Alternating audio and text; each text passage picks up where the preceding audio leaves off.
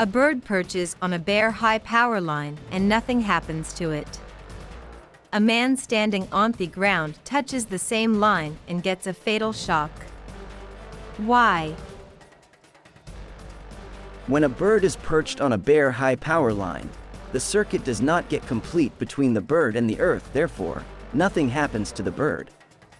But when a man standing on the ground touches the same line, the circuit between the man and the earth gets completed. As a result, the high current passes through the man and the circuit gets completed and he gets a fatal shock. During lightning, it is safest to be inside a car rather than under a tree or in the open. Give reason. A car or a bus is safe during lightning because the lightning will travel around the surface of the vehicle and then go to ground. The metallic frame of the car, being a good conductor, would direct the current around the objects and discharge it safely to the ground while shielding the objects inside the car.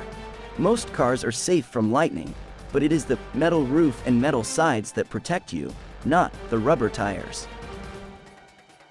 Why is earthing desirable for electric appliances? If there is a fault in your electrical installation, you could get an electric shock if you touch a live metal part. This is because the electricity may use your body as a path from the live part to the earth part. Earthing is used to protect you from an electric shock. It does this by providing a path, a protective conductor, for a fault current to flow to earth. It also causes the protective device, either a circuit breaker or fuse, to switch off the electric current to the circuit that has the fault. For example, if a cooker has a fault, the fault current flows to earth through the protective earthing conductors.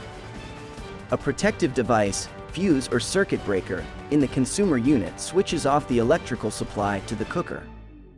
The cooker is now safe from causing an electric shock to anyone who touches it. Why are igneous rocks called primary or parent rocks? Igneous rocks are formed directly from the molten lava, so it does not depend on any other rock for its formation.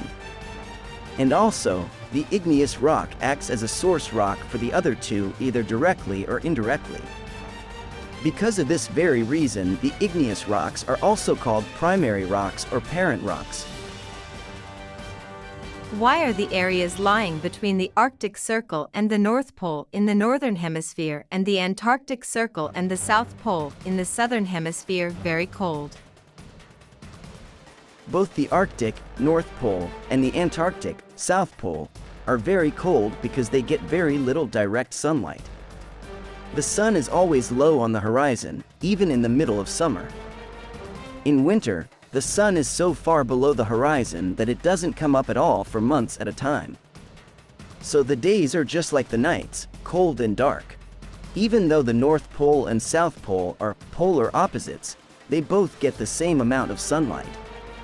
But the South Pole is a lot colder than the North Pole. Why does the temperature above the ocean and land masses vary even on the same latitude?